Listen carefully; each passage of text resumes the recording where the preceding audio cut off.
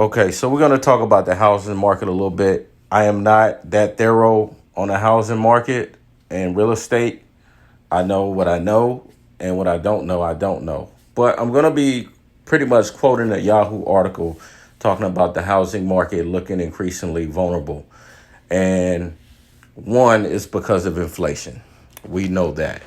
Inflation is the prices of goods and services going up because there has been too much money being printed into the economy, which is done by the Federal Reserve, and it's called quantitative easing.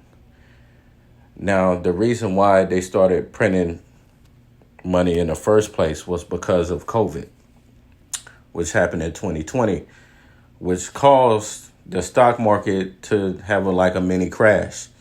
And you've seen a lot of, the top 500 companies, the top 30 companies like the S&P 500 and the Dow Jones Industrial Average and the NASDAQ sink in price. So a lot of those companies were saved by the Federal Reserve because of the money printing.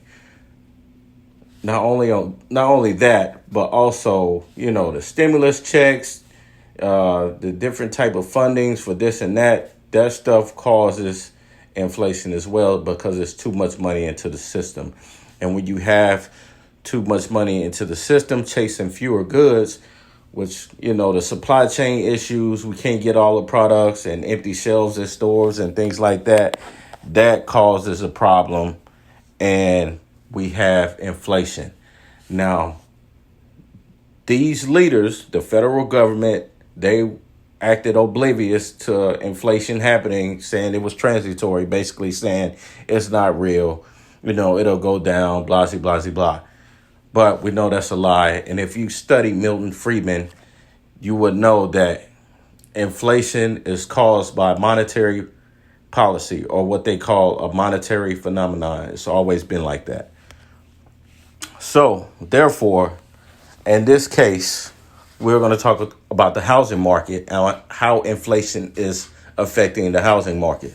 So, with the increase in prices of goods and services, rent, gas, food, energy, which is your electricity, oil for gas, and so forth and so on, and all the different type of commodities, because you're basically paying for everything. You're paying an increase on everything, basically. How that affects a person's spending habits and behaviors is if that person wanted to buy a new home, or a person that wanted just to get their first time new home, or a first time buyer, that affects their thinking like, okay, well, I got to pay more for stuff. How can I afford a new home? So the normal thing would be, okay, well, I can just use credit. I can get a loan, blah, blah, blah, blah. But here's the problem with that. Now, that was good while the Federal Reserve was printing money from 2020 to 2021, and still kind of printing a little bit now, but I'll get into that later, because the interest rates were low and you can get a loan for cheap, basically. But now that the Federal Reserve has stopped, I ain't gonna say stop, but they're increasing the interest rates, which is called quantitative tightening.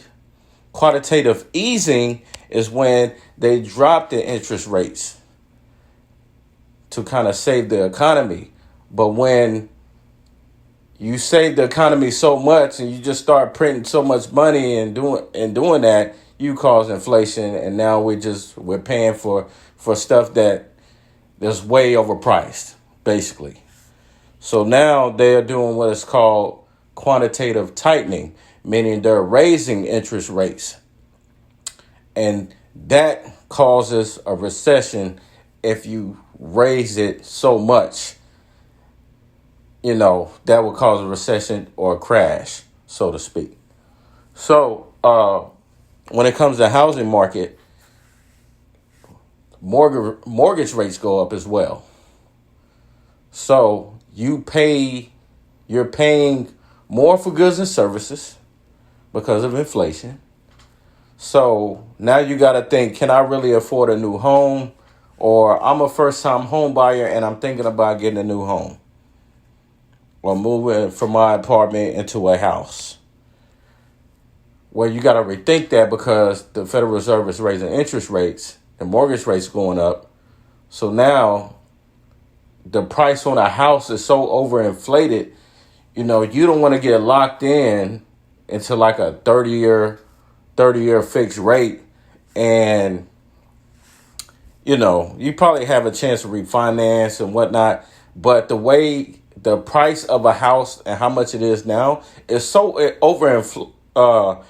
inflated. There's no reason for you to do that because, one, you don't have the money. And even the people that do have the money, they have to stop and think like, damn, this costs too much. And then on top of that, you can talk about wage inflation. So maybe you get paid more, but the way inflation is, it's taking so much of your spending power that the wages that you are getting is not even matter because you're paying more for everything. So it's like it's no effect at all. So the pending home sales drop because people are not picking on buying a new house in this climate, in this marketplace, because of overinflated prices. You have to spend more money on goods and services, and just to keep, the lights on, the roof over your head, food on the table, you have to put that much of a priority now in this type of market than you would, any other time because it's so overinflated and prices have to come down. Prices have to come down. There has to be a reset, a crash, a recession, whatever you want to call it. And this is not a foreign idea. However, this crash is going to be bigger and worse than any other crash that we had. That includes the 2008 great financial crisis or recession, the 2000 .com bubble crash, the 1987 crash, and the 1929 depression stock market crash. And the period that we're approaching now is called stagflation. So stagflation is defined by low employment and not enough goods and services to be produced in the economy. We just got some data out, I think last week, about the GDP, which is the gross domestic product, being a negative 1.5% for the quarter. So, that is a problem. Also, you got the top 500 companies, some of the top 500 companies that are laying people off. So it always starts at the top and then it reaches the bottom. So you may not see it right now, or you may not feel it, but you will. So whatever job or whatever company you work for, just pray that, it doesn't reach you. But the whistleblowers like Snapchat, Microsoft, Apple, Facebook, Lyft, Uber, and some other companies out here are already laying people off. So what does that say for you and yours down the line? And I'm gonna tie all of this together. So the housing market is starting to fail. It's starting to, become shaky because people can't afford a new home. because the prices on a house is so expensive now. You got houses that, were 150 grand, 150,000 2 years ago. That's now $500,000. That's ridiculous because of inflation, because of the Federal Reserve printing too much money. So this is where we're at. This is why I won't be getting a home right now. I will be staying put until this market resets. And then we can start, we can go back out there and grab some property and so forth and so on. So be careful, with the decisions you make in this marketplace. You should have an emergency savings saved up just in case you do get laid off. Because I already told you, I got the data, I put it all on my social media, that these companies are already doing layoffs. They're absolutely not hiring anybody else. So y'all should pay attention to this. Do not sleep on this information. But I will plug in a video. It's a woman on CNBC talking about the home sales basically dropped 16%. I may be quoting it wrong, but I will put the video up and y'all can check that out. And, just be prepared, man. Be prepared.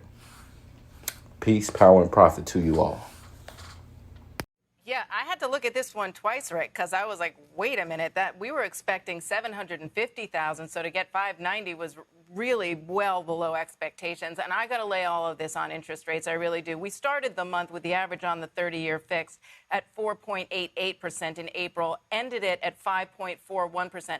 Remember, these are contracts signed in April. That's what these numbers are based on, not closing. So it's not back several months. This is the most recent indicator. So if you're looking at a $450,000 house, which is what the median price was, that mortgage payment just during the month went up $100. But from the start of the year, when a lot of these folks might have been thinking about buying a new house, that monthly payment has increased by $450. That's a lot for the average borrower out there to make that monthly payment that much higher. Also, looking at the month supply for the builders, a 9-month supply up from a 6-month supply in March, that's very high. A 5 to 6 month supply is generally considered a balance between buyer and seller. So 9 months means they're sitting on a lot of properties now. We have Toll Brothers reporting after the bell, and we're going to be looking very closely at cancellation rates on that, because we're starting to hear that we are seeing more cancellation rates in the market as people who, again, might have thought about buying in January put some money down on a new home. And remember, it takes 6 to 8 months to get to that home when you're building. Decided, you know what, can't afford this anymore. So, again, that is a big miss, and this is most likely going to hit the builders today. Back to you, David. Yeah, Diana, I'm going to come back to you, actually, because, of course, we got a market very focused on macroeconomics. You just made that very important point about how much the cost of owning a home has gone up in terms of your mortgage from the beginning of the year. Just put this number in some perspective for our viewers, if you can, given your long history. Is there a period in which you've seen this kind of dramatic fall off that we might look back on? Well, I mean, of course, the Great Recession and the housing crisis, and that was the subprime crisis, that was a much bigger drop, and it was based on all kinds of different fundamentals in the mortgage market, which obviously is not the case today. But you are seeing a consumer who is clearly stretched here. You're seeing inflation. They're having to dole out more money for everything else. A newly built home, maybe it's a discretionary purchase if they can say, look, I'll stay in the home I have, or maybe I'm going to continue renting. New homes are more expensive than existing homes. So again, it's that, higher level buyer. Perhaps they're also more influenced by the stock market. You don't generally see this kind of a month to month drop like this. And we are down close to 29% year over year in new home sales. So again, it's a very large drop for the month. And it says that people who were really stretched, they can't take this mortgage rate increase, David. Yeah.